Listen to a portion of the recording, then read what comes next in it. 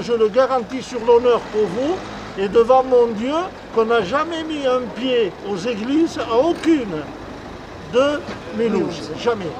On dit toute la vérité, que nous, jamais, on a été à Mulhouse. Ensuite, vous avez, quand on vous parle donc le virus et Nicolas Blé, ça fait mal aussi, vous voyez. Ils ont plus fait pour le tuer, quoi.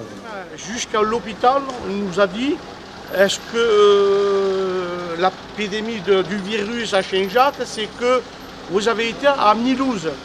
Avec les deuils qu'on a eus, et encore en plus nous accuser que c'était nous qui portait ce virus, ce microbe, en disant qu'on avait été du côté de Mulhouse.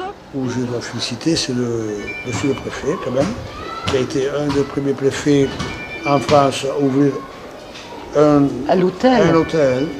Dès qu'ils sortaient de l'hôpital, ils allaient directement là-bas. Personnes présentes dans le quartier, que ce soit voilà, je veux dire, les représentants, bon, Nick forcément, mais je veux dire, sinon ils se sont retrouvés tout seuls, quoi. Vraiment, ils étaient seuls, quoi. Je veux dire, on n'a jamais vu la mairie, on n'a jamais vu personne. C'était vécu comme un cauchemar. Hein, c'était un cauchemar pour eux. Les gens qui parlent comme ça de nous, c'est parce qu'ils savent rien du tout, ils sont ignorants. De dire, c'est les gitans qui se portent cette maladie. On n'a pas été en Chine. On n'a pas été en Amérique, on n'a pas été en Angleterre. Ni à Mulhouse alors. La maladie Paul, quand je l'ai amené là-bas, il est rentré. J'ai vu des docteurs qui sont sortis tous dehors. Il y avait mon fils, il m'a dit, mais comment ça se fait qu'ils sortent, c'est pas pour maman? Je dis, non, ils vont sortir pour fumer une cigarette. Non, après le docteur est sorti, monsieur, oui, je dis oui. Ne sortez pas la voiture, ne sortez pas la voiture. Le magasin, c'est votre magasin? Vous l'avez fermé pendant le confinement? Bien sûr. C'était un gros sacrifice financier? On a eu tous peur, on a aidé les gens